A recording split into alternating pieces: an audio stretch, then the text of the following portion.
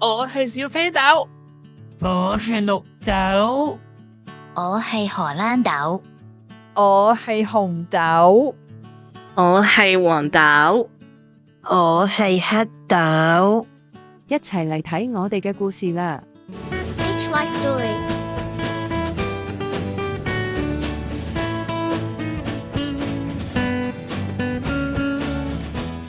小啡豆周圍走，運動會篇。4月係木棉花開嘅季節，亦都係一年一度運動會嘅日子。豆豆們興高采烈咁講住自己點樣預備比賽。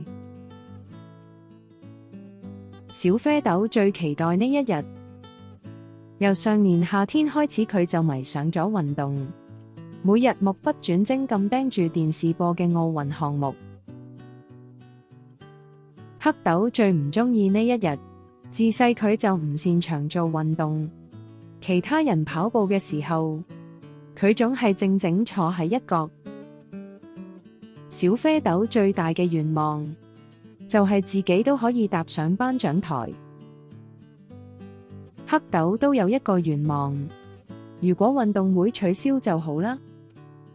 運動會終於嚟啦，全力以赴，公平公正，團結互敬，共創佳績。朝早進行個人賽，下午舉行團體計分賽，項目一個接一個，非常緊湊。100米短跑賽事開始咗，小啡豆好似風咁飛馳起嚟，黃豆緊隨其後。我係上屆冠軍，一定會贏。嘭！小啡豆突然跌咗落地，原來黃豆情急之下撞跌咗佢。你點可以咁樣？好脾氣嘅小啡豆難得發嬲。我唔知點解會咁㗎。黃豆想道歉，但講唔出口。結果佢哋都冇得獎，互相都唔理對方。團體賽要開始啦，小啡豆同黃豆缺席，黑豆同紅豆臨危受命頂替上場。呢次係兩支隊伍嘅比拼，對手一字排開，信心十足，精神抖擻。你覺得我哋會贏嗎？紅豆問。點可能啊？無論身形同埋力量，我哋都比唔上。黑豆由心底覺得會輸。第一個項目係邊跑邊跳繩，考驗節奏同速度。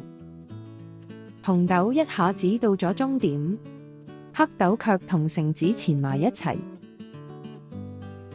終於跑過終點，黑豆攰到冇力。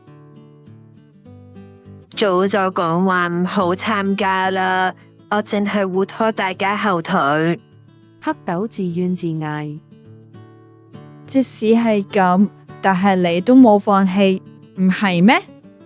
紅豆微笑地講，仲遞上手拍。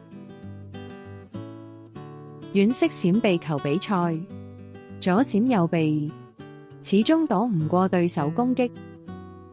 踢毽子比賽，亂七八糟，唔係踢唔到就係踢得太遠。可惡，到底係邊個發明運動會㗎？黑豆沮喪不已。喂！遠遠傳嚟小啡豆同黃豆嘅叫聲，原來接力賽快要開始。你哋和好啦。綠豆問。小啡豆同黃豆相視而笑。我啱啱同小啡豆道歉，因為我衝動，害佢失去咗比賽資格。黃豆講。我知道你都好難過，我哋下次再決勝負啦。小啡豆講。佢哋約定下年再參加100米短跑。小啡豆同黃豆嘅回歸，提升咗團隊士氣。佢哋跑得飛快，遙遙領先對手。最後一棒嘅黑豆緊張到不得了，跨出腳步後頻頻回頭，唔小心跌咗接力棒，慌忙拾回，卻滾跌擦損咗膝蓋，眼見對手一超過，黑豆忍痛企返起繼續跑。賽道上只剩佢一人，加油！加油！觀眾直傳嚟打氣聲，小伙伴們從後跑嚟，陪住黑豆一齊衝向終點。豆豆們輸咗，但笑得好開心。黑豆從來冇試過咁辛苦，不過望住身邊笑容滿面嘅豆豆們，覺得一齊完成賽事嘅感覺都唔錯。黑豆開始期待下一次運動會嚟臨，能夠同小伙伴們再次並肩作賽。故事講完啦，多謝你嘅收睇，記得訂閱、讚好同分享。聽聽音樂，放鬆心情，準備瞓覺。我哋下次再見啦，晚安。